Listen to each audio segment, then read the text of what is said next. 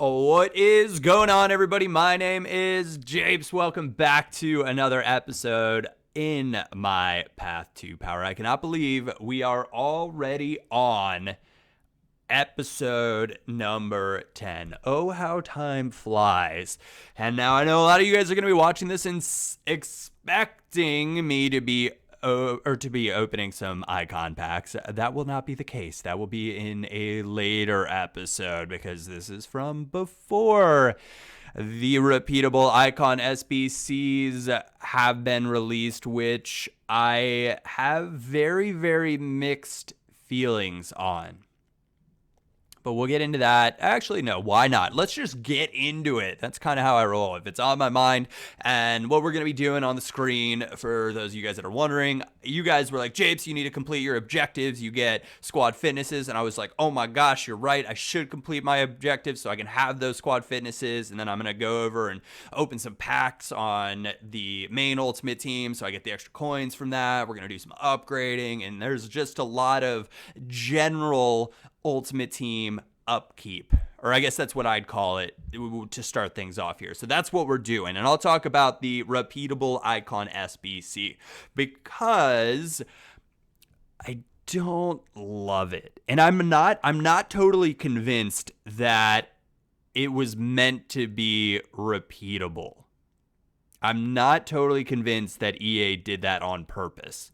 So it could be a bit of an oopsie, but they just had to roll with it and leave it. So it is repeatable. You can do it as many times as you want. We absolutely have the cards in our account, especially with all the high-rated keepers, to go out and do it probably at least 2 times. So we'll be able to add 2 icons to the team later, which is great, but the problem is, if we don't go out and add icons to the team, we are in trouble because we're going to be coming up against full icon teams. I played some games on my main account and I came up against full icon teams like almost every time now. And so I'm hoping, here's the thing that I'm hoping for.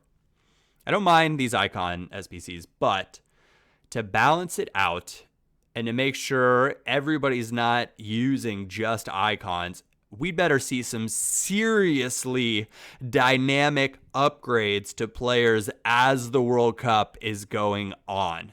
Because if that doesn't happen, this game mode is going to fade out so quickly, even though I like the gameplay better on here. Now, I will say that's with a caveat, because now I'm starting to be not so convinced that the gameplay maybe is any different. Moment of silence. Another high-rated keeper. We'll just add him to the club, right? De Gea, Neuer, Lloris, Keylor Navas, Rui Patricio. Just add another one to the collection. But that's great for icon SBCs because it's got to be an 83 rated squad. We get an 87 rated keeper. That's going to help us out. It helps us out a ton. So no more complaints for me when I pack a high-rated keeper, right? Now we've got something to do with it, which is great. But if they don't do the dynamic upgrades, you're going to just see all these icon teams, and people are going to get bored of that, right? And I don't know. I'm not going to speak for everyone else. I'm not going to speak for you guys. I'm going to speak for myself, as I always try to do. I just try to give you my take, and I try to make it as well thought out as possible so you can either agree with me, disagree with me, or whatever your little heart desires. But for me, I would have liked to have seen less icons right away. I don't care if they're a high pack weight even. Like, if you've been packing them, that's great. Go for it. Super cool. Make the SBCs, make them a little bit more difficult so that, like, every time you add it started as a 79 rated, then it went to 83, make the next one, 85, 87, whatever you want it to be. As players are going to get dynamic player ratings, they should be going up. So it should be easier to complete them in theory if you want the icons. But I just want to see, like, because you could have a 99 rated Luis Suarez, who we're looking at on the screen right now, by the end of the World Cup if Uruguay goes out and puts in a shift. And that would be better than, a Gary Lineker as a striker. Like, Cristiano Ronaldo's card is already better than Lineker's striker card. So I just hope that we see good, useful upgrades to keep things moving along. Now, for me, gameplay, I tweeted a few times, and like I was feeling a little bit cocky with some of them. But I said, at one point I tweeted out that it was hysterical watching people try to pass on this game mode without their full icon teams, because you can't do it. Right? You couldn't get away with playing the same way that you play on normal Ultimate Team because all of your players don't have perfect ratings. The pass you just saw on the screen right there is a great example. Had that been 2 icons, no doubt in my mind, it would have gone to him. This is a nice goal. 1 touch. Don't mind if I do. So you're starting to see people play the way they do on normal Ultimate Team. And I've talked about a player like Toni Kroos. I have him in my main team. And now as a holding midfielder, he's starting to just feel a little too slow. When you're coming up against, Pele, Maradona, R9, Thierry Henry, Luis Hernandez, all a bunch of players like that in the attack, Toni Kroos is struggling a little bit to keep up, and it's just a little bit of a bummer for me. And so I started thinking about what that meant for FIFA 19, as there's a big announcement out today. They're at EA Play in Los Angeles, and they're going to be talking about additions to the game. Also, shout out to my man Zweeback for winning the Game Changer of the Year award. That's freaking awesome. He's a cool dude, so check out his channel if you don't. His videos not going to be similar to mine at all, but they're just for pure entertainment, and it's so important to have that type of content in a community. So check him out, tell him I said what's up. But for FIFA 19, I would almost encourage EA to if you're going to give players these crazy upgrades, make them maybe everybody lower rated to start, to give more room. I don't know. I just don't want to see all the stats like perfect 99 ratings. Like, to me, that's just so crazy. No player does anything perfectly 100% of the time, or just about 100% of the time. I don't know, guys. I'm rambling.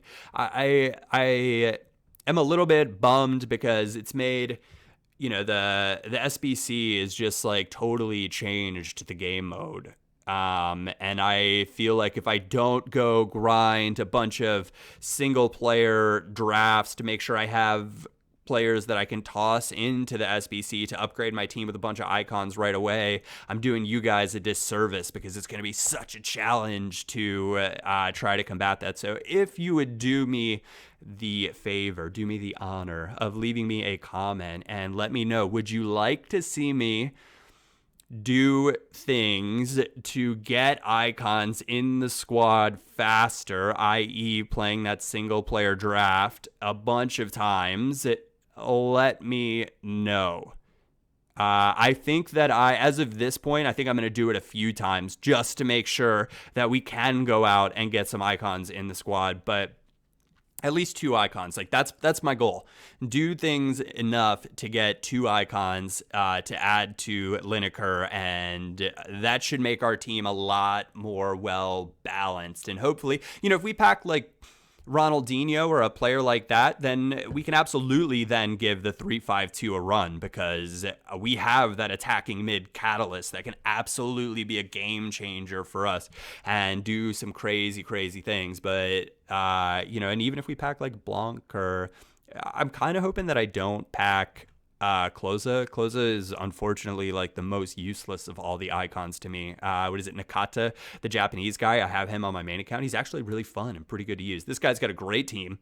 A team that I'm a little bit jealous of, and he's going to switch things. This guy's a very, very good player. So I'm going to show you some of his goals, because some of his goals are really nice. And this is, we talked about the dip. I don't know if this is a dip in form, because it was just a good game. So you'll see.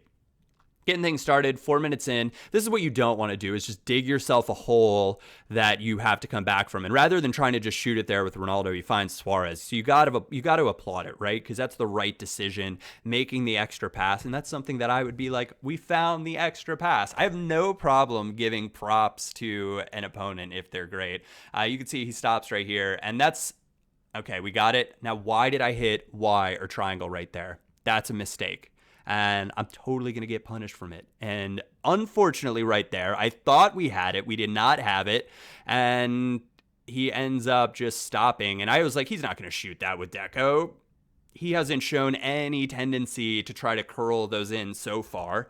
And he does, and it's a fantastic strike. Deco looks to be actually a really pretty good icon on Ultimate Team. So if you guys have used him, leave a comment. Let me know what you think. I'm curious, because I'm probably going to just try to do a bunch of icon upgrades so I can try using all the icons, which will be fun. And then I can talk about them all with you guys, which is the cool part. So 34 minutes in, we're still rocking 4-1-4-1 in this one. And we find a bit of space, and there's our bit of luck, and we're able to put that away into the far corner. So 2-1. The comeback is on. I felt good at this point. I was like, okay, we're back into the game. Going 2-0 down. Admittedly, I am not good at playing from behind. I'm just not good. I like controlling the game, and it affects my mentality, and I feel like I have to rush, and it's just tough for me. We all have aspects of FIFA we're not that good at, and making a comeback for me is one of the challenging ones. Finds a perfect pass in there, and Boateng, just that slide animation. We talked about it in the last episode, right? I scored a few goals in one of them where I think I shot twice and it went through my opponent's legs and I scored, and all of a sudden I was up 3-0. That game could have been totally, totally different. In this game, like, why are we sliding right there? I don't know. It could have been totally different. And so when it happens for you, you don't really think anything of it. And you're like, hey, I'm great at this game. I scored a sweet goal. But when it happens against you, you're like, what the heck, FIFA? Like, why are you doing this to me? And so if I try to remember the times when it's worked for me, it doesn't feel as bad when it happens to you. And so that's what we're going with. So 3-1 down, 86th minute. I don't know why he didn't get that forward a little bit quicker. The 4-2-2 that he's playing, I have a consistently somewhat challenging time breaking it down because it's really, really strong defensive formation. So we do drop this match right here. Unlucky. Hats off to him, though. You can see the stats. Very, very tight game. I had better possession. I had a few more shots, one more on target, but he was clinical in the chances that he got. So you got to give it to him. And he got good chances out of the ones that he took. So we're going to have to put in some work now to make sure we get out of the group stage. Dun, dun, dun. And we need to improve our team. Those are the overarching things that need to happen. So instead of adding goalkeepers to the squad, hopefully we'll add something a little bit better next time. Anyways, I want to say thank you guys so much for watching. My name is Japes, and as always, I will catch you all next time.